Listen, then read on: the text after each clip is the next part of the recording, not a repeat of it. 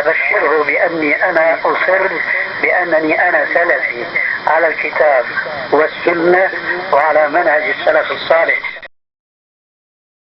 അതിന് ശേഷം പിന്നെ അതിനെ മൃഗത്തെടുത്തിട്ട് കഴിക്കണം. അത് കുറച്ച് പാവങ്ങൾക്ക് കൊടുക്കണം, കുറച്ച് ഹദിയ കൊടുക്കണം, ചോദിച്ചു വരുന്നവർക്കും മറ്റു ഹദിയ കൊടുക്കണം, അതേമാതിരി കുറച്ച് അവർ കഴിക്കണം. അത് 1/3 യാതൊരു കുഴപ്പമില്ല. 1/3 അവനെടുത്തു, 1/3 ചോദിച്ചു വന്നവർക്കും മറ്റു ഹദിയ കൊടുത്തു, അല്ല പാവങ്ങൾക്ക് കൊടുത്തു, പിന്നെ 1/3 വേറുള്ളവർക്ക് ഹദിയ കൊടുത്തു, അങ്ങനെ കൊടുത്തു, യാതൊരു കുഴപ്പമില്ല.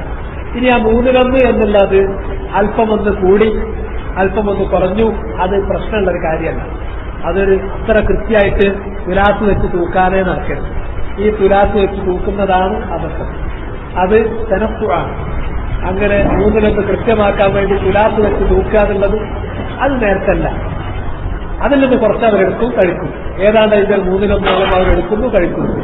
പിന്നെ അതുകൊണ്ട് ഭക്ഷണം ഉണ്ടാക്കിയിട്ട് എല്ലാവരും വിളിച്ച് കഴിപ്പിച്ചുവെങ്കിൽ ജാസ്, അതും നല്ലതാണ്, അതും അനുവദിക്കപ്പെട്ട കാര്യമാണ്.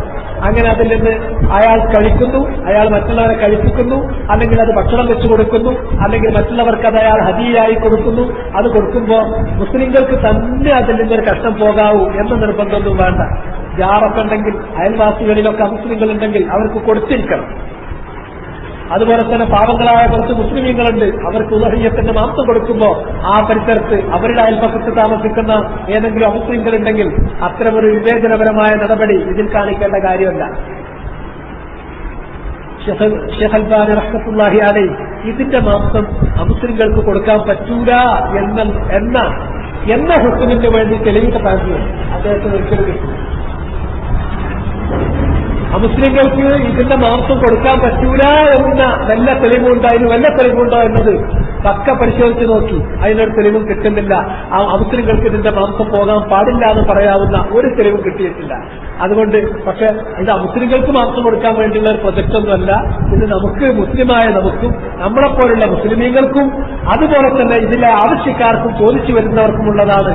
അതിൽ പാവങ്ങളിൽ ചോദിച്ചു വരുന്നവരിൽ അതുപോലെ തന്നെ നമ്മൾ വിതരണം ചെയ്യുന്നവർക്ക് നമ്മുടെ അയൽപ്പക്കത്ത് മുസ്ലിങ്ങൾ ഉണ്ടെങ്കിൽ അവരെ നമ്മൾ പരിഗണിക്കണം, അവർക്ക് നമ്മൾ കൊടുക്കാവുന്നതും കൊടുക്കേണ്ടതുമാണ്.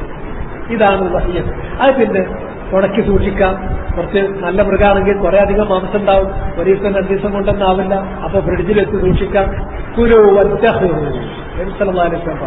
അത് നിങ്ങൾ കഴിച്ചോളാം, അന്നും പിറ്റേന്നൊക്കെ കഴിച്ചോളൂ.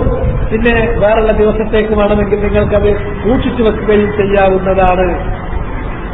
ഇത് നമുക്ക് പറഞ്ഞിട്ടുള്ള സംഗതി മാത്രമാണ്.